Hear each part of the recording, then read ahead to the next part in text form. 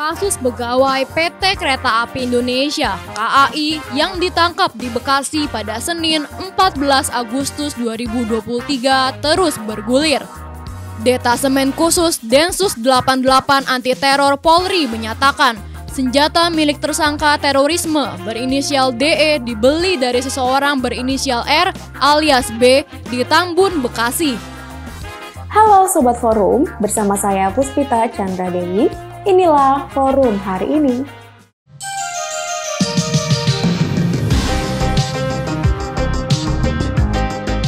Sebelum kita masuk ke beritanya, jangan lupa like, subscribe, komen, dan nyalakan loncengnya. Sekarang, yuk kita ke beritanya. Berita pertama datang dari gugatan syarat usia calon presiden dan calon wakil presiden ke Mahkamah Konstitusi yang kembali muncul. Jika sebelumnya sejumlah pihak termasuk PSI meminta syarat capres-cawapres turun dari 40 menjadi 35 tahun, kini muncul gugatan lain yang meminta agar usia maksimal capres-cawapres juga diatur maksimum 70 tahun. Berdasarkan berkas permohonan di website MK, gugatan usia maksimal capres-cawapres itu dilayangkan oleh advokat dari Malang, Jawa Timur bernama Rudi Hartono pada 18 Agustus 2023. Menurut Rudi, pembatasan usia maksimal capres-cawapres memiliki nilai penting dalam penguatan sekaligus pengukuhan sistem presidensial sebagaimana amanat Undang-Undang Dasar 1945. Pasal 4 ayat 1 UUD 1945 menegaskan bahwa Presiden Republik Indonesia memegang kekuatan pemerintahan, memberi pesan kuat mengenai posisi presiden sebagai jabatan sentral dalam pengelolaan penyelenggaraan pemerintahan di Indonesia dalam platform negara kesatuan. Menurut Rudi, posisi presiden yang mampu jasmani dan rohani dalam menjalankan sistem presidensial menjadi keniscayaan mutlak sebagai bagian dari pelaksanaan amanat konstitusi.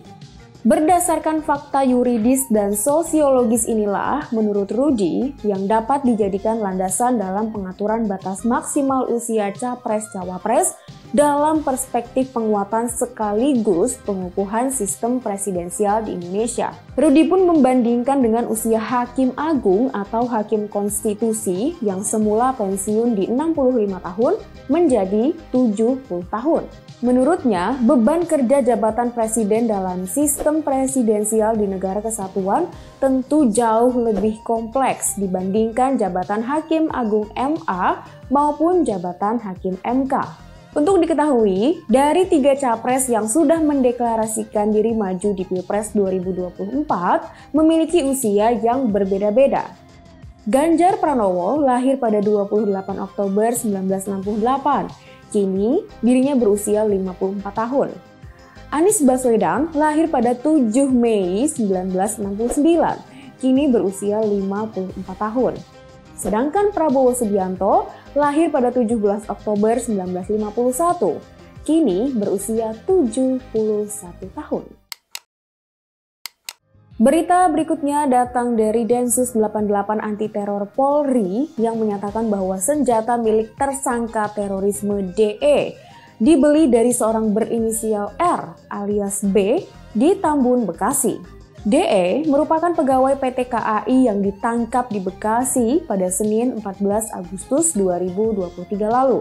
Juru bicara Densus 88 Anti Teror, Aswin Siregar pada Senin 21 Agustus mengatakan Densus 88 masih melakukan pengembangan dan penyidikan. Pihak Densus 88 juga masih mendalami peran dan keterkaitan R dalam kasus tindak pidana terorisme. Sementara untuk kasus tindak pidana jual beli senjata yang dilakukan R, kini didalami oleh Polda Metro Jaya. Berita terakhir datang dari Partai Keadilan Sejahtera (PKS) yang sepakat dengan Demokrat ingin pengumuman sosok bacawa pres Anies Baswedan dipercepat. Ketua DPP PKS Mardhani Alisera menyinggung terkait pemilu 2024 yang kini tersisa 6 bulan lagi.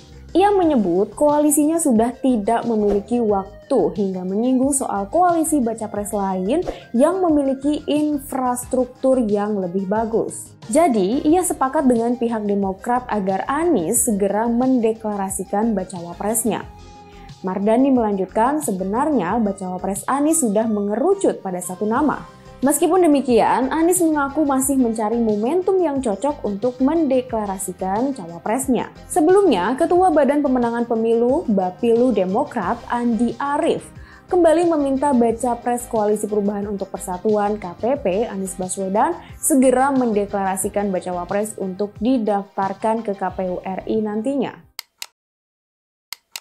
Demikian berita-berita yang dapat kami rangkum untuk forum hari ini, Senin 21 Agustus 2023. Untuk semua sobat forum, jangan sampai lupa terus update berita-berita terkini kalian di www.forumkeadilan.com. Saya Puspita Chandra Dewi, sampai jumpa.